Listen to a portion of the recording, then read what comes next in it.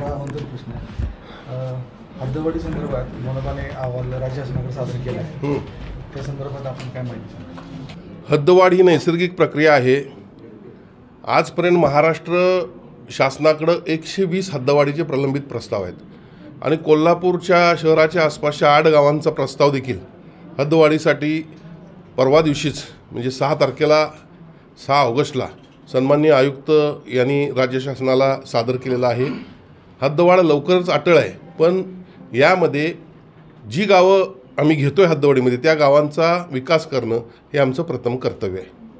तिथल्या पायाभूत सुविधेविषयी तिथल्या नागरिकांच्या थोड्या समस्या आहेत, त्या आपण नियोजन आयोगाचे अध्यक्ष असल्यामुळे त्या कशा प्रकारे त्याचं नाही, हद्दवाढ केल्यानंतर हद्दवाढीमध्ये जी गावं येतील त्यांचा विकास करणं हे आमचं कर्तव्य आहेच. पण एकंदरीत लक्षात घेतलं तर आज नदी आणि हायवेच्या आतली जी गावं आहेत तीच आपण हद्दवाढीमध्ये घेतो आहे आणि यामध्ये आता बऱ्यापैकी ही गावं शहराशी एकरूप झालेली आहेत. बऱ्याच सेवा शाळेसाठी या ठिकाणी ही मुलं येत असतात, बस सेवा त्या ठिकाणी आहेत, लाईट्स असतील, पाणी पुरवठा असेल, या बऱ्यापैकी सेवा ऑलरेडी आपण त्यांना देतो आहे. यातून आणि काही राहिलेल्या पायाभूत सुविधा असतील त्या देणं आमचं निश्चितपणे कर्तव्य आहे. हिरवागार निसर्ग, बरसती श्रावणधारा, उपवासासाठी श्रावण थाळी घेऊन आलाय आपला रानवारा.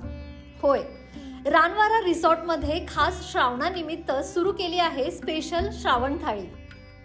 गोडधोड आणि रुचकर शुद्ध शाकाहारी पदार्थाची खमंग रेलचेल आणि सोबत हिरवागार निसर्ग.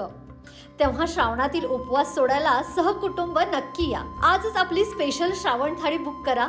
Ranwara agro form and resort, मुक्काम पोस्ट केरले, पन्हाळा रोड, कोल्हापूर. संपर्क 83 20 14 58 47.